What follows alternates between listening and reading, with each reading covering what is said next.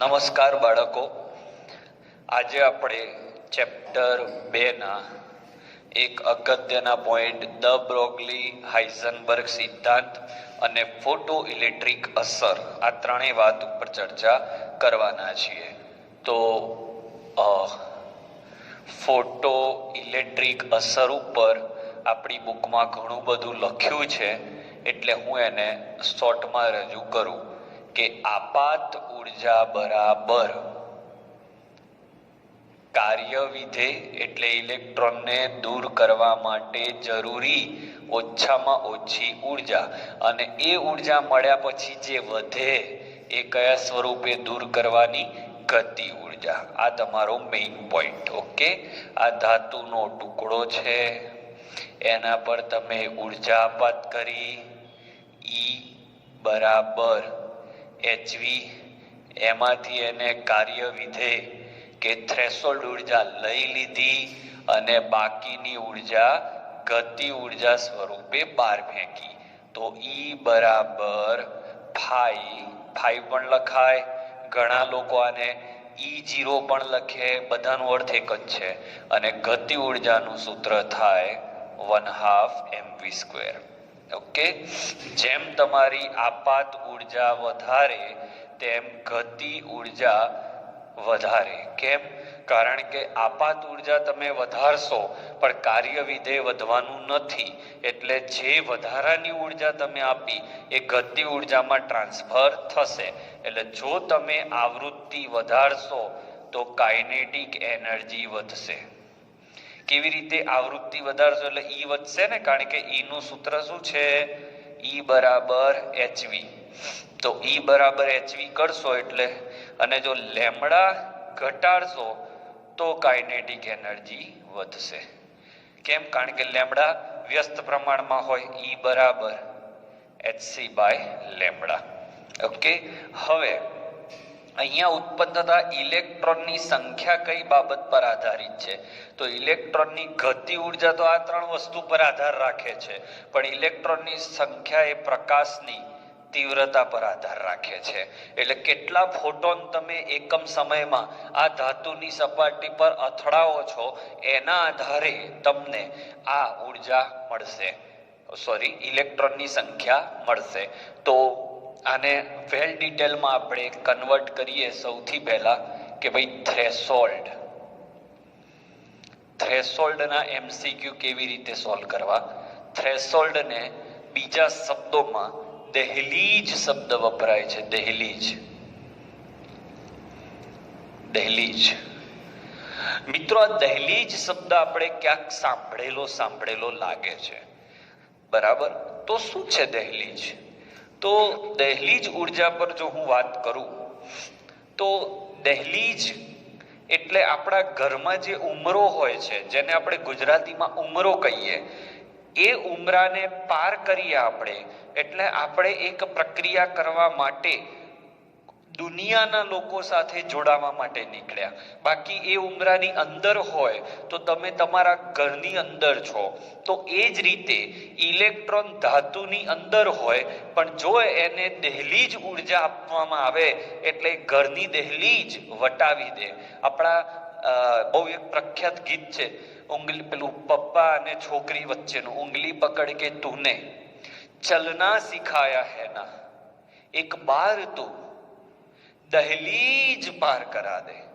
દહેલીજ પાર કરા દે મતલબ બાઉન્ડ્રી છે સાહેબ.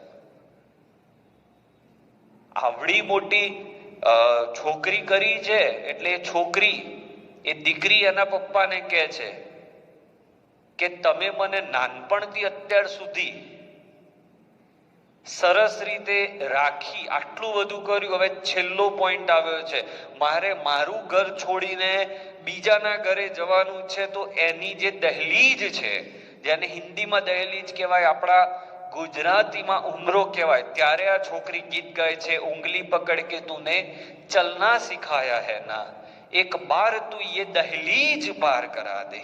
દહેલીજ એટલે તું બાઉન્ડ્રી પાર કરાવી દે. અને એટલી તાકાત એના પિતાજીમાં હોતી નથી. એક દીકરીના પિતાને જ આની ખબર પડે, જે ઓળખે છે એ સમજી ગયા. તો થ્રેશોલ્ડ ઉર્જા જે છે એને દહેલીજ ઉર્જા પણ કહેવાય છે. તો જો તમારી ઉર્જા થ્રેશોલ્ડ ઉર્જા કરતા વધારે હોવી જોઈએ, ફોટો ઇલેક્ટ્રિક અસર માટેની શરતો. ક્યારે ફોટો ઇલેક્ટ્રિક અસર જોવા મળે? તો E is greater than E0 હોવી જોઈએ, એટલે આપાત ઉર્જા જરૂરી ઉર્જા કરતા વધારે હોવી જોઈએ. આપાત આવૃત્તિ થ્રેશોલ્ડ આવૃત્તિ કરતા વધારે હોવી જોઈએ, અને આપાત લેમ્બડા થ્રેશોલ્ડ લેમ્બડા કરતા ઓછો હોવો જોઈએ. હું વારે વારે કહું છું આવું કેમ થાય છે? કારણ કે લેમ્બડા છેદમાં છે, એટલે લેમ્બડા જેટલો નાનો નાખશો એટલી એનર્જી વધશે. આ ત્રણ શરતો છે. આ ત્રણ શરતો એક સાથે એકબીજા સાથે એપ્લાય થયેલી જ છે. બરાબર? એટલે આવો પ્રશ્ન પૂછાય કે એક ધાતુનું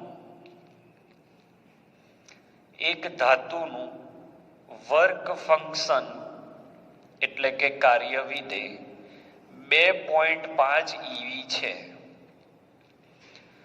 તો કેટલી તરંગ લંબાઈનો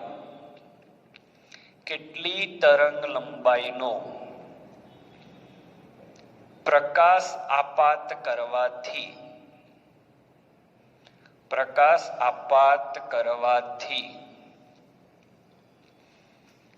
કેટલી તરંગ લંબાઈનો પ્રકાશ આપાત કરવાથી ફોટો ઇલેક્ટ્રિક અસર જોવા મળશે?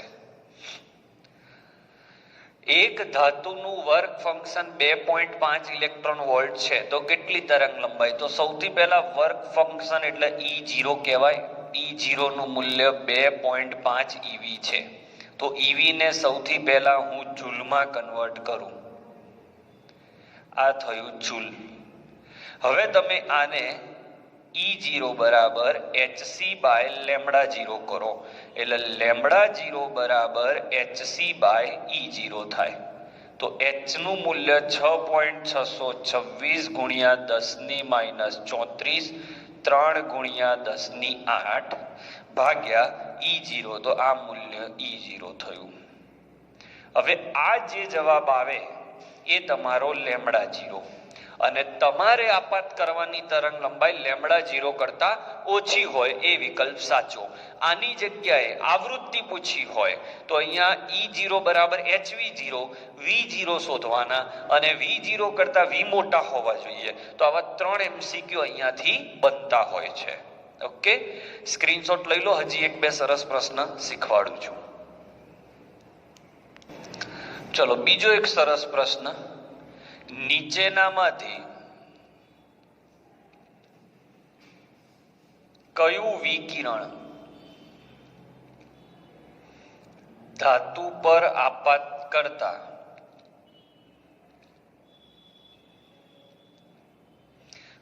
વધુ ગતિ ઉર્જા ધરાવતો ઇલેક્ટ્રોન ઉત્પન્ન થાય? ઓપ્શન: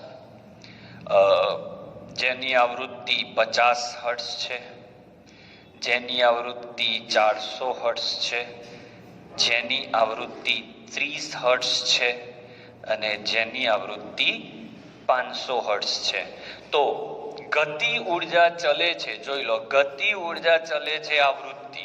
તો જેમાં તમે આવૃત્તિ વધારે આપાત કરશો એની ગતિ ઉર્જા વધારે ઉત્પન્ન થશે.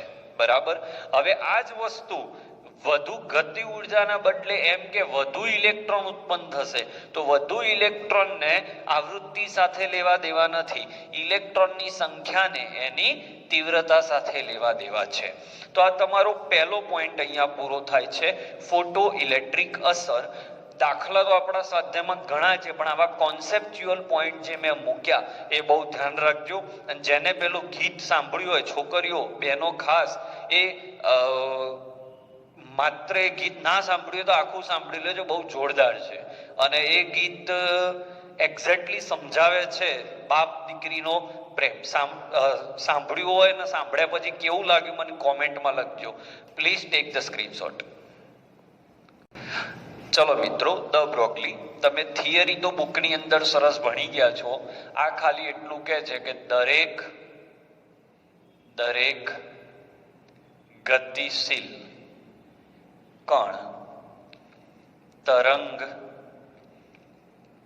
પ્રકૃતિ ધરાવે છે. દરેક ગતિશીલ કણ તરંગ પ્રકૃતિ ધરાવે છે. તો આ દરેક ગતિશીલ કણની જે વાત આપણે કરીએ છીએ એ શું છે? તો એના માટે દ્રવ્ય તરંગ સમીકરણ આવ્યું લેમડા બરાબર h/p. ક્યાંથી આવ્યું એ પણ હું સાબિત કરી શકું છું. E બરાબર mc² અને E બરાબર hv નો ઉપયોગ તમે કરો તો આ સૂત્ર આવી જાય. પણ એટલી આપણે ડંફાસ મારવી નથી. વેગમાનને તમે mv પણ લખી શકો છો, દળ ગુણ્યા વેગ.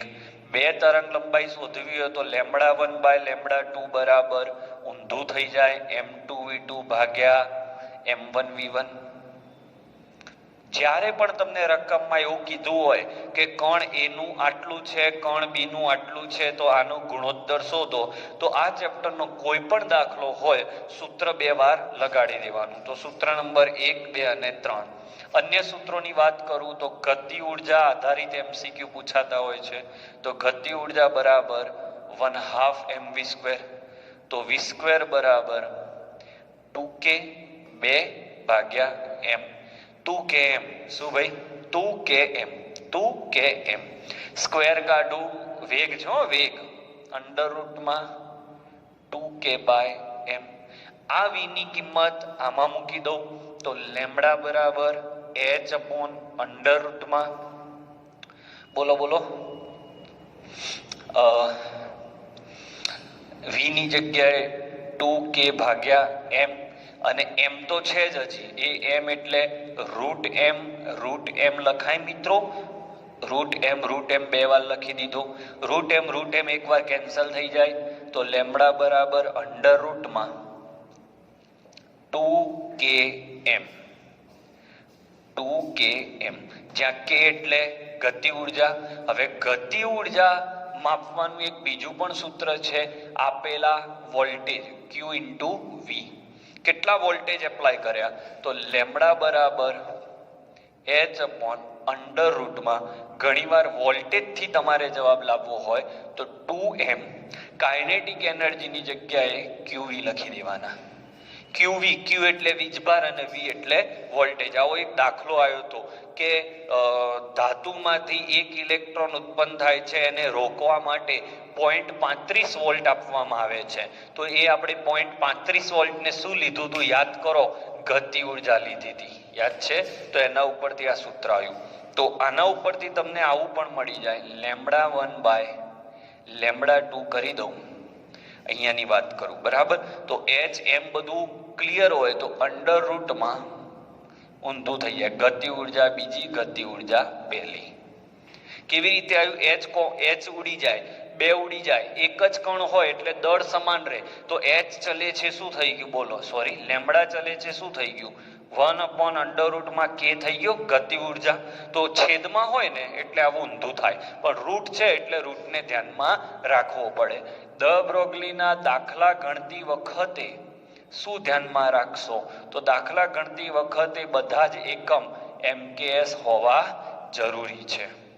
મોટા ભાગે તમને અહીંયા હેરાન કરી નાખે, એટલે MKS પદ્ધતિ હોવી જરૂરી છે. તો કેટલા સૂત્રો યાદ રાખવાના? 1, 2, આ પણ કામમાં આવે એવું છે, પછી આ 3 અને આ 4.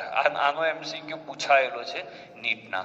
તો ધ બ્રોગલી આટલી વાત કરી. તમે જાણો છો એમ ધ બ્રોગલી વધુ દળ ધરાવતા પદાર્થોને લાગુ પડતો નથી. દળ ઓછું હોય તો જ ધ બ્રોગલી એપ્લાય થાય, અને જો દળ વધી જાય તો ધ બ્રોગલી એપ્લાય થતો નથી. ઓકે, તો દ બ્રોગલીના કોન્સેપ્ચ્યુઅલ ટોપિક પૂરા થયા. હવે આપણે હાઇઝનબર્ગના કોન્સેપ્ચ્યુઅલ ટોપિક લઈ રહ્યા છીએ. બધું ચોપડામાં સરસ લખજો બાળકો. હું તમને જે કામ આપી રહ્યો છું, આખી બુક આપી રહ્યો છું, પણ અલગ રીતે. Please take the screenshot. હવે હાઇઝનબર્ગની વાત કરું તો હાઇઝનબર્ગ માટે મારે ઘણું બધું કહેવું છે કે ભાઈ હાઇઝનબર્ગ જે છે એને અનિશ્ચિતતાનો સિદ્ધાંત આપ્યો કે delta x into delta p એ h/4π જેટલો કે એનાથી વધારે હોવો જોઈએ ઓલવેઝ. તમે ડેલ્ટા પી ને ડેલ્ટા એમવી લખી શકો. શું લખી શકાય? એમવી લખી શકાય. કારણ કે વેગમાન એટલે અલ્ટિમેટલી શું છે? દળ ગુણ્યા વેગ છે. પણ કોઈ પણ દાખલો હોય એમાં તમને દળ અચળ આપ્યું એટલે એમ ડેલ્ટા વી બરાબર h/4π. એમ જાય છેદમાં એટલે delta x into delta v બરાબર h/4π એમ. ઓકે. હવે આ કેવી રીતે આવ્યું એ તમને જે તે બોર્ડના લેક્ચરોની અંદર સાહેબોએ શીખવાડ્યું જ હશે. પણ હું એક બે સરસ વાત કરવા જઈ રહ્યો છું કે જો સ્થાનની અનિશ્ચિતતા શૂન્ય હોય, મેં રેગ્યુલર લેક્ચરમાં તો ભણાવેલું જ છે. જો સ્થાનની અનિશ્ચિતતા શૂન્ય હોય તો વેગમાનની અનિશ્ચિતતા કેટલી? તો ઘણા બાળકોને લાગે 0, પણ એવું નથી. સ્થાનની અનિશ્ચિતતા શૂન્ય થાય એટલે ડેલ્ટા પી નું મૂલ્ય તમારે જેટલું લેવું હોય એટલું લો. હાઇપોથેટિકલ વાત છે એટલે આનું મૂલ્ય અનંત થઈ જાય. આનું ઊંધું પણ તમે લખી શકો છો કે ભાઈ વેગમાનની અનિશ્ચિતતા 0 થઈ જાય તો સ્થાનની અનિશ્ચિતતા શું થાય? તો એ વસ્તુ અનંત થઈ જાય. એમાં શું સમજાઈ રહ્યું છે? તો આ એક અગત્યના પોઈન્ટ છે. આની અંદર કઈ કઈ રીતના એમસીક્યુ આવશે આપણે શીખીએ છીએ. પહેલા તો આ પોઈન્ટ આવ્યો કેવી રીતે? ધારો કે ઇલેક્ટ્રોન બહુ નાનો છે, ધારવાનું શું છે જ. હવે આને માપવા માટે હું મોટી તરંગ લંબાઈ વાપરું છું. તો જો તરંગ લંબાઈ મોટી વાપરું છું તો સ્થાન નક્કી કરવામાં થાપ ખવાઈ જાય એટલે સ્થાનની અનિશ્ચિતતા વધી જાય. સમજાય છે? તરંગ લંબાઈ મોટી વાપરી, ઇલેક્ટ્રોન અહીંયા છે એટલે એ તરંગ આ ઇલેક્ટ્રોનને અથડાઈ શક્યો નહીં. હું જે ચોપડીમાં વાક્યો છે એને કમ્પ્લીટલી ફોલો કરું છું, પણ હું મારી રીતે એને સમજાવી રહ્યો છું. બુકમાં લખેલું જ છે કે નાની તરંગ લંબાઈથી સ્થાનની ચોક્કસતા નક્કી થાય, પણ કેવી રીતે? Let us do that. આ ઇલેક્ટ્રોનનું મારે સ્થાન નક્કી કરવું છે તો મેં મોટી તરંગ લંબાઈ એપ્લાય કરી તો એ મોટી તરંગ લંબાઈ આ ઇલેક્ટ્રોનને અથડાઈ નહીં. ઓકે, એ ના અથડાઈ એટલે ડેલ્ટા એક્સ સ્થાનની અનિશ્ચિતતા વધી ગઈ, સામે વેગમાનની અનિશ્ચિતતા ઘટી જાય. કારણ કે લેમ્બડા બરાબર h/p છે તો p બરાબર h/લેમ્બડા થાય. સીધી વાત છે. એટલે જો તમે લેમ્બડા મોટો રાખશો તો વેગમાનની અનિશ્ચિતતા ઘટશે. હવે બીજો ઓપ્શન વિચારો કે આ ડોટ છે. હવે મારે આને ચોકસાઈથી માપવો છે કે એક્ઝેક્ટલી આ ક્યાં છે. તો એના માટે મેં અહીંયા નાની તરંગ લંબાઈ વાપરી. નાની તરંગ લંબાઈ વાપરી એટલે અહીંયા જઈને અથડાઈ ગયો એટલે આની તરંગ લંબાઈ ખૂબ જ નાની છે. તરંગ લંબાઈ નાની છે એટલે સ્થાન નક્કી કરવામાં સરળતા રહી એટલે સ્થાનની અનિશ્ચિતતા ઓછી થઈ. પણ તરંગ લંબાઈ બહુ નાની હોવાથી છેદ બહુ નાનો છે એટલે વેગમાન બહુ વધી ગયો તો વેગમાનની અનિશ્ચિતતા વધી ગઈ. ઓકે, તો આ એની પાછળનો કોન્સેપ્ટ છે. તો આને લગતા પણ આપણે સારા સારા પ્રશ્નો હમણાં શીખીએ છીએ. સ્ક્રીનશોટ લઈ લો. હવે આપણે એમસીક્યુ સ્ટાર્ટ કરીએ. ચલો હવે એમસીક્યુ સ્ટાર્ટ કરું. હું 5 એમસીક્યુ દ બ્રોગલીના શીખવાડું છું, એમાં બધી મેથડ આવી જશે. તો પહેલો પોઈન્ટ, એક કણનું દળ આપ્યું 1 મિલીગ્રામ. તો સ્ટેપ નંબર 1, મિલીગ્રામને કિલોગ્રામમાં ફેરવો 10⁻⁶. કારણ કે કોઈ પણ દાખલો બને ત્યાં સુધી એમકેએસ પદ્ધતિમાં બને ત્યાં સુધી નહીં, એમાં જ ગણવાનો. વેગ તમને આપ્યો છે 36 કિલોમીટર પ્રતિ કલાક. તો કિલોમીટરને મીટરમાં ફેરવો એટલે 10⁻³ થાય. મીટરમાં ફેરવવો પડશે. અને કલાકને સેકન્ડમાં ફેરવો તો 3600 થાય. બહુ સમજવા જેવી વાત. અહીંયા મિનિટો તો 60 આવે, કલાક છે એટલે 3600 આયા, સેકન્ડ હોત તો કઈ ના આડે, કિલોમીટર ને મીટરમાં ફેરવ્યા. હવે તમને લેમડા ગણવાનો કીધો છે તો લેમડાનું સૂત્ર લગાડી દો, h ભાગ્યા mv. તો 6.626 ગુણ્યા 10⁻34, દળ આવ્યું 10⁻6 અને અહીંયા 36 36 ગયા, 100 ઉડી ગયા એટલે અહીંયા 10. 6.626 10⁻34 પ્લસ 6 -1 આના ગણતરી જાતે કરજો, આનો એકમ મીટર આવશે. ચલો સ્પીડમાં એટલે ગણાવું છું કે તમારે આ બીજી વાર ગણવાના જ છે જાતે. કણ એ ના વેગ કરતા કણ બી નો વેગ 4 ગણો છે. કણ બી નો વેગ કણ એ કરતા 4 ગણો છે અને દળ અડધું છે, એટલે કણ બી નું દળ કણ એ કરતા અડધું છે. તો લેમડા એ અપોન લેમડા બી ગણો. તો સૂત્ર આપ્યું તું મેં, લેમડા એ અપોન લેમડા બી ઊંધું થઈ જાય, MBVB અપોન MAVA. મજા લો સાહેબ. MB ની જગ્યાએ 1/2 MA, VB ની જગ્યાએ 4VA.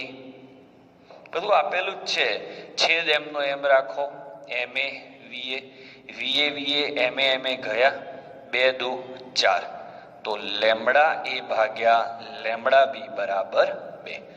ઓકે, એટલે બે કણના દાખલા આવે ત્યારે આ રીતે કરવું. હું સ્પીડમાં એટલે ગણાવું છું, તમારે ખાલી આને હિન્ટ સ્વરૂપે જ લેવાના છે, બાકી ચોપડામાં રકમ લખીને જાતે જ ગણવાના છે. ઓકે, અહીંયા આવો. કણ એની ગતિ ઉર્જા એટલે ગતિ ઉર્જા એ ગતિ ઉર્જા બી કરતા 9 ગણી છે. બંનેના દળનો સંબંધ આપ્યો છે તો લેમડા એ અપોન લેમડા બી ગણો. તો લેમડા એ અપોન લેમડા બી બરાબર અંડરરૂટમાં 2kbmb. ઊંધું થઈ જાય. યાદ કરો લેમડાનું સૂત્ર શું હતું? તો લેમડાનું સૂત્ર આવું હતું, h અપોન અંડરરૂટમાં 2km. પણ આ લેમડા ઉપર ના નીચે, એટલે લેમડા એ ઉપર છે તો 2km એ નીચે અને આ નીચે છે તો પેલું ઉપર, 2 2 ગયા. તો લેમડા એ અપોન લેમડા બી અંડરરૂટમાં kbm ના m. mb ની જગ્યાએ શું છે 4ma છેદમાં ka ની જગ્યાએ 9 વખત kb ગુણ્યા ma m ના m. ઉડાડ દો, આ ગયું આ ગયું આ ગયું. રૂટમાં 4/9 એટલે 2/3. હવે આ દાખલામાં સહેજ આગળ એવું કે એની તરંગ લંબાઈ 5000 એંગસ્ટ્રોમ, તો બી ની કેટલી? તો અહીંયા એ 5000 મૂકી દેવાના. આ આવ્યો ને જવાબ, લેમડા એ ભાગ્યા લેમડા બી. આ 5000 મૂકી દો એટલે લેમડા બી તમને મળી જાય. ઓકે, હજી 2 MCQ શીખી લઈએ. આનો સ્ક્રીનશોટ લઈ લો પહેલા. ચલો, બહેતરીન MCQ. ઇલેક્ટ્રોન અને પ્રોટોનની તરંગ લંબાઈ સમાન હોય એટલે કહી દીધું કે ઇલેક્ટ્રોન અને પ્રોટોનની તરંગ લંબાઈ સમાન હોય તો તેમના વેગનો સંબંધ કેટલો? ઓકે, તો લેમડા ઈ બરાબર લેમડા પી આપેલો છે તો લેમડાનું સૂત્ર લખો પહેલા. તો h અપોન MEVE અને અહીંયા લખવાનું h અપોન MPVP. h ગયા. હવે MEVE બરાબર MPVP. હવે હું જાણું છું કે પ્રોટોનનું દળ એ ઇલેક્ટ્રોનના દળ કરતા 1836 ગણું હોય. પ્રોટોનનું દળ ઇલેક્ટ્રોનના દળ કરતા 1836 ગણું હોય. તો ME as it is, VE as it is, MP ની જગ્યાએ 1836 ME અને VP. ME ગયા તો VE બરાબર 1836 VP. એટલે જ્યારે ઇલેક્ટ્રોનનો વેગ એ પ્રોટોનના વેગ કરતા 1836 ગણો થાય ત્યારે ઇલેક્ટ્રોન અને પ્રોટોનની તરંગ લંબાઈ સમાન થાય. ઓકે, ચલો આ બેસ્ટ દાખલો આવ્યો. કણ એ નું દળ એ કણ બી કરતા 25% વધુ છે. તો કણ એ નું દળ કણ બી કરતા, હવે જુઓ ભૂલ ક્યાં થશે સ્ટુડન્ટ તમારી, કણ એ નું દળ કણ બી કરતા 25% વધુ છે. વધુ છે નો મતલબ કણ એ નું દળ કણ બી જેટલું તો છે જ, ઓકે, પણ એમાં 25% વધારે છે પાછું. એટલે અહીંયા 25/100, એટલે સાદું રૂપ આપશો તો આ એમબી કહેવાશે. 25/100 એટલે 0.25 MB કહેવાય. એટલે અહીંયા આવશે 1.25 MB. આ આવ્યો તમારો MA. તથા વેગ એ 50% ઓછો છે, એટલે VA એ VB કરતા 50% ઓછો છે. ઓછો છે એટલે માઇનસ થાય. ઓકે, આ જોવાનું, વધુ શબ્દ કે ઓછો શબ્દ હોય તો પ્લસ માઇનસ આવશે. વધુ કે ઓછો શબ્દ ના હોત તો શું આવત? તો સીધું આવું આવી જાત કે MA બરાબર MB ના 25%. પણ વધુ શબ્દ છે એટલે MB માં આ MB ઉમેરવાના. આ બહુ જ જોરદાર MCQ છે, ધ્યાન રાખજો. હવે તો VA બરાબર શું આવ્યો? 0.5 VB આવશે. હવે તમે lambda A upon lambda B કરી દો. તો lambda A upon lambda B બરાબર MB VB upon MA VA. આ દાખલો હવે જાતે પૂરો કરવાનો. તો દ બ્રોગલીની દરેક રીતો તમારી સામે આવી ગઈ. હવે આપણે હાઇઝનબર્ગની રીતો શીખી લઈએ છીએ. લઈ લો સ્ક્રીનશોટ. છેલ્લો દાખલો જાતે પૂરો કરીને જવાબ મને કોમેન્ટ કરવાનો છે. હાઇઝનબર્ગના અગત્યના 3 MCQ, બાકીના MCQ બહુ સહેલા હોય છે, જે હું તમને હોમવર્કમાં આપું છું. જો કણના સ્થાન અને વેગમાનની અનિશ્ચિતતા સમાન હોય તો સ્થાનની અનિશ્ચિતતાને આપણે શું લેતા હોઈએ છીએ? Delta x. વેગમાનની અનિશ્ચિતતા ડેલ્ટા પી. આ તમને આપેલું છે અને ડેલ્ટા વી શોધવાનું છે. હવે આવા પ્રશ્નો આપણને ના આવડે પણ બેસી રહેવાથી પણ કશું ના થાય. તો હું હાઇઝનબર્ગનું સૂત્ર લગાડું એટલે થોડુંક મારો વિચાર ડેવલપ થાય. તો સ્થાનની અનિશ્ચિતતા ગુણ્યા વેગમાનની અનિશ્ચિતતા બરાબર h/4π. હવે એવું કહ્યું છે કે સ્થાનની અનિશ્ચિતતા અને વેગમાનની અનિશ્ચિતતા સમાન છે. તો જ્યાં સ્થાનની અનિશ્ચિતતા લખી છે ત્યાં હું ડેલ્ટા પી લખી દઉં. તો ડેલ્ટા પી ઇન્ટુ ડેલ્ટા પી બરાબર h/4π. હવે ડેલ્ટા પી ઇન્ટુ ડેલ્ટા પી બરાબર ડેલ્ટા પી સ્ક્વેર, h/4π. સ્ક્વેર કાઢું તો સામે રૂટ થાય, તો 4 નું વર્ગમૂળ 2 નીકળી જાય અને h અને પાઈ રૂટમાં રહી જાય. ઓકે, હવે ડેલ્ટા પી એટલે શું? તો m ડેલ્ટા વી.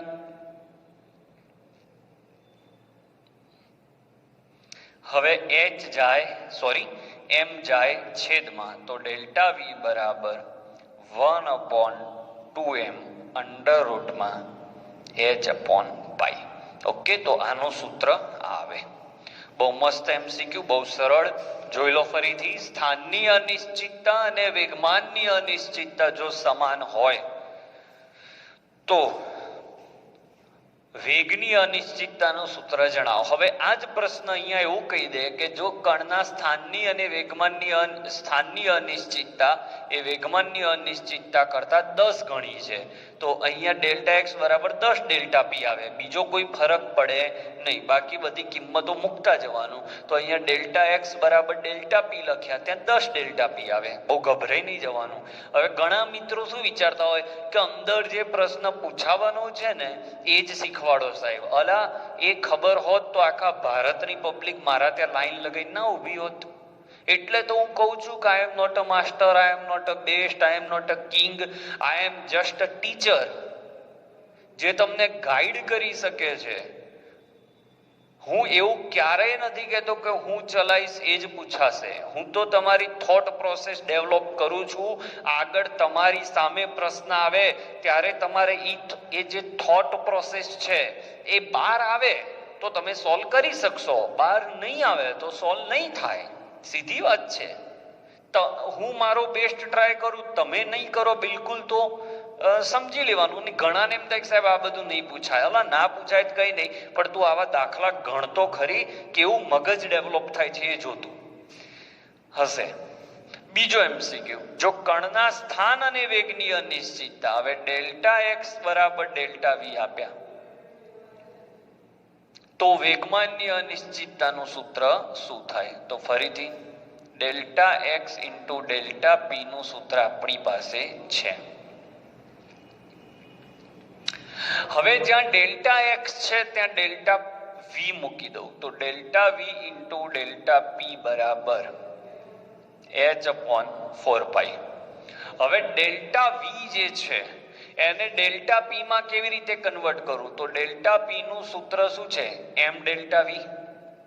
તો આ તો ડેલ્ટા પી છે, એને અડવાનું નથી, પણ જે ડેલ્ટા વી છે એને m વડે ગુણી નાખું. તો આને m વડે ગુણીને m વડે ભાગી દઉં, ગુણ્યા અને ભાગ્યા. તો m ડેલ્ટા વી શું થયો? Delta p. આ delta p as it is પાછો છેદમાં આવશે m h/4π. તો અહીંયા થઈ ગયો ડેલ્ટા પી નો સ્ક્વેર બરાબર m જશે સામે hm/4π. હવે સ્ક્વેર કાઢું તો રૂટ થાય, તો hm/π અંડર રૂટમાં જતો રહેશે, અને જે 4 છે એ વર્ગમૂળમાં 2 થઈ જશે. ક્લિયર? આ રીતે થાય. ચલો છેલ્લો MCQ એટલે આજનો લેક્ચર પૂરો થશે. ઘણા લોકો કંટાળતા હશે કે હારો અડધા કલાકમાં કેટલું ખેંચી નાખે છે, પણ તમે હું મળીએ એટલે કંઈક તો આગળ શીખીને જવું જ જોઈએ, બેસી ના રહેવાય. એક કણનો વેગ, તો વેગ બરાબર 300 મીટર પ્રતિ સેકન્ડ છે, જેમાં 0.001% અનિશ્ચિતતા છે. તો ડેલ્ટા વી થયો 300 ગુણ્યા 0.001% અનિશ્ચિતતા, એટલે 0.001% કાઢો એટલે ભાગ્યા 100. તો 0.000 ગયા, તો ડેલ્ટા વી આવ્યો 0.003. એકમ ખાસ જોઈ લેવાનું, મીટર પ્રતિ સેકન્ડ છે જ. જો દળ તમને આપી દીધું હોય કિલોગ્રામમાં જ, એટલે એ પણ વાંધો નહીં, તો ડેલ્ટા એક્સ ગણો સેલ્ફ.